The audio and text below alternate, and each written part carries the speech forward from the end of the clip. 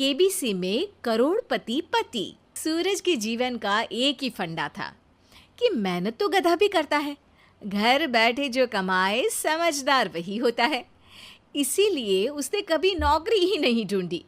इस बात से हालांकि उसकी पत्नी शिखा बिल्कुल भी अग्री नहीं करती थी, पर फिर भी सूरज को समझाना बेकार था। टीवी में कैसे बनोगे करोड़पति का ऐड देखकर उसे लगा कि बस अब तो घर बैठे ही वो करोड़पति बन सकता है, और उसके पीछे उसने अपने सारे सोर्सेस एक्टिव कर दिए। 2 हफ्ते में उसके कलीग के साले के पड़ोसी के बेटे का सोर्स निकलता है जो कि उसे शो में पहुंचा सकता है, और सूरज उससे मिलने चला जाता है। अच्छा, तो हमें मुकेश जी बता रहे थे कि आप हमें शो में पहुंचा सकते हैं। हाँ, उसमें कोई तकलीफ नहीं है। मैं कल अगर कोशिश करूँ तो इसी महीने में आपका नंबर आ जाएगा। अरे ये तो बहुत बढ़िया हो गया। अच्छा, वो सिलेबस और क्वेश्चन पेपर का कोई जुगाड़ है क्या? हैं? उसका तो कोई जुगाड़ नहीं है। तो वो वाकई में कुछ भी पूछ सकते हैं? हाँ, वो तो बच्चन जी पर है, जो पढ़ते हैं वो पूछ लेते हैं।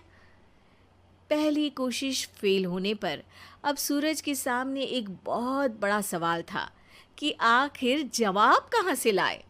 तब शिखा ने एक सजेशन दिया, क्यों ना सूरज अपने चचेरे भाई सुमित से मदद मांगे, जो कि यूपीएससी की तैयारी कर रहा था। हालांकि इतनी मेहनत करना सूरज को समझ में नहीं आता था, पर कोई और रास्ता ना मिलने पर वो आखिर सुमित से बात करता है।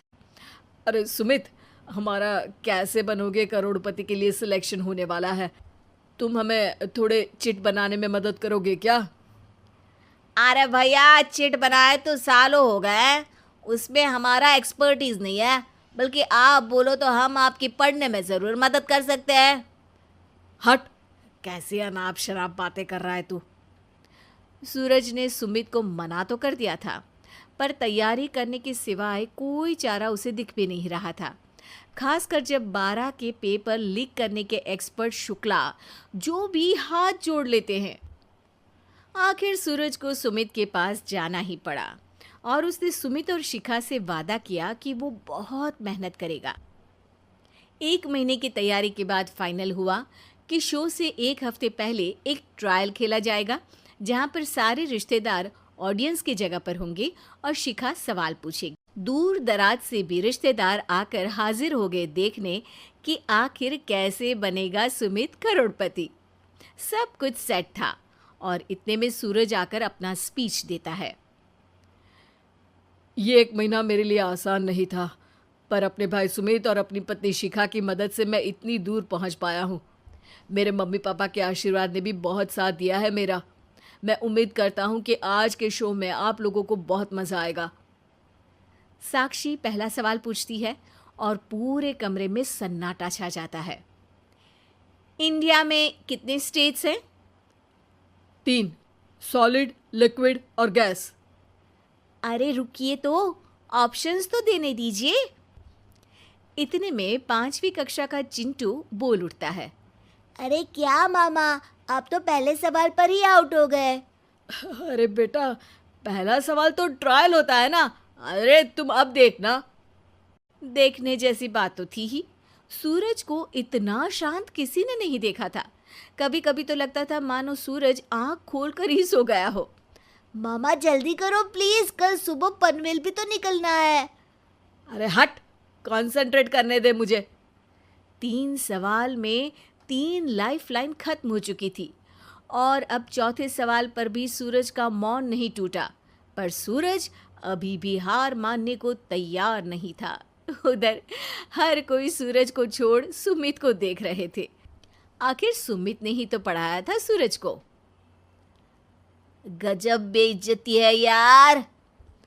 अरे बेटा, तो बाप का, दादा का, भाई का, सबका नाम बुड़वाएगा।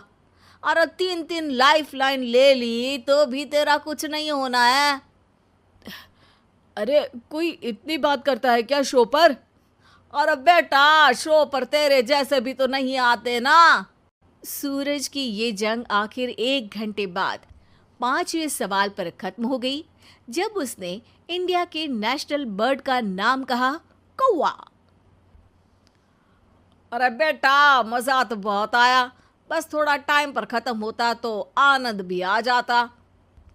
ताने बारिश के बूंदों की तरह बरस रहे थे और सूरज को भी समझ आ रहा था कि ये करोड़पति बनना शायद उसके बस के बाहर की बात है। पर वो आखिर ये बात मान कैसे लेता? वो सख्त लौंडा जो ठहरा, उसने सोचा कि बेइज्जती तो हो ही चुकी है, पर अगर मैं हार नहीं मानूं तो शायद कुछ हो सकता है। शिखा, तुम देखना, असली शो में आग लगा दूंगा, आग, करोड़पति बनूंगा मैं। हाँ, सब्जियां खत्म हो गई है घर पे, ले आओ। पहले पति बन जाओ, फिर करोड़पति बनना। अरे गजब बेइज्जती है यार। बेटा, अभी तो घर पर ही हुई है, 1 हफ्ते में तो तुम देश के सामने करवा कर आओगे। वैसे जब टीवी पर जाओ ना तो बस अपने मम्मी का ही नाम लेना, ठीक है? कोई पूछे तो बोलना कि पापा नहीं है मेरे। अरे पढ़ाई की, पेपर निकलवाए, इतने सारे लोगों को खाना खिलवाया, क्या फ़र्क पड़ा? इसीलिए मैं कहता हूँ कि मेहनत तो गधा भी करता है, घर बैठे जो कमाए वही सिकंदर। लेकिन मामा, गधे भी जानते हैं कि हमारा राष्ट्रीय पक्षी मोर है।